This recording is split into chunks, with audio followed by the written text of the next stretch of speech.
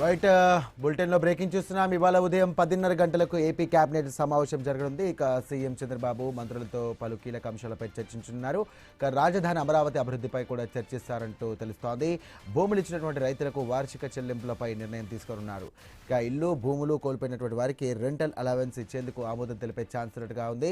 ఇక కొత్త land pooling గ్రామాల రైతులకు 1.5 లక్షల వరకు కూడా రుణమాఫీ చేసే అంశంపై కూడా కేబినెట్ నిర్ణయం తీసుకునే అవకాశం ఉన్నట్టుగా తెలుస్తోంది. ఇదే అంశానికి సంబంధించి మరిన్ని డీటెయిల్స్ అందించడానికి మా కరెస్పాండెంట్ నాగేశ్వరరావు సిద్ధంగా ఉన్నారు. నాగేశ్వరరావు, చెప్పండి, ఇవాళ కేబినెట్ సమావేశం జరగబోతోంది. ఎలాంటి కీలక నిర్ణయాలు తీసుకునే అవకాశం ఉంది? ముఖ్యంగా ఇటు పారిశ్రామిక రంగానికి సంబంధించి కూడా ఏమైనా నిర్ణయాలు తీసుకునే అవకాశం మనకు కనిపిస్తోందా? సాయి, ఏదైతే అమరావతి అభివృద్ధి పెట్టుబడులు రైతుల సంక్షేమ ఎజెండాగా ముఖ్యమంత్రి చంద్రబాబు నాయుడు అధ్యక్షన నేడు ఆంధ్రప్రదేశ్ మంత్రివర్గ కీలక సమావేశం కానుంది. అయితే ఈ రోజు ఉదయం 10:30 ప్రారంభమయ్యే ఈ కేబినెట్ భేటీలో రాష్ట్ర భవిష్యత్తుకు సంబంధించిన పలు కీలక నిర్ణయాలపై అయితే చర్చ జరగనున్నట్లుగా తెలుస్తుంది. అయితే 19వ ఏదైతే ఎస్ఐపిబి అలాగే సిఆర్డిఏ అథారిటీ తీసుకున్న నిర్ణయాలకు కూడా కేబినెట్ ఆమోదం తెలిపే అవకాశం ఉంది. దాదాపు 9,000 కోట్ల పెట్టుబడులతో 10,000 మందికి పైగా ఉపాధి అవకాశాలు కల్పించే ప్రాజెక్టులకు అయితే గ్రీన్ సిగ్నల్ లభించే అవకాశం అయితే ఈ భేటీలో అవకాశం ఉన్నట్లుగా తెలుస్తుంది. అయితే అమరావతి 2వ విడత భూ సమీకరణల భాగమైన 7 గ్రామాల రైతులకు ఒక్కో కుటుంబానికి దాదాపు 1.50 లక్షల వరకు రుణమాఫీ ప్రతిపాదనపై కూడా ఈ కేబినెట్ నిర్ణయం తీసుకునే అవకాశం అయితే ఉంది. అయితే అలాగే రాజధాని కోసం భూములు ఇచ్చిన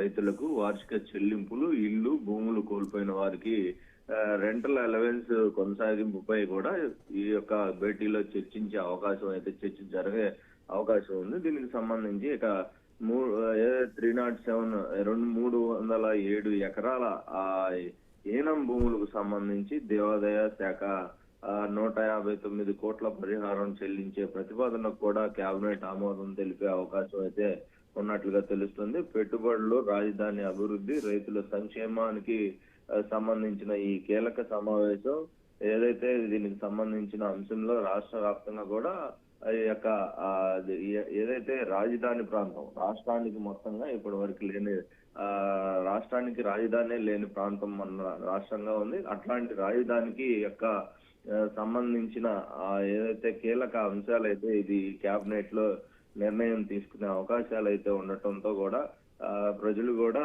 ఏదైతే రాజధాని ప్రాంత ప్రజలు కానీ అదే విధంగా మన రాష్ట్ర ప్రజలు కానీ ఆసక్తికరంగా ఎదురు చూస్తున్న పరిస్థితి అయితే మనకు కనిపిస్తుంది. Sai, right, thank you Nageswararao.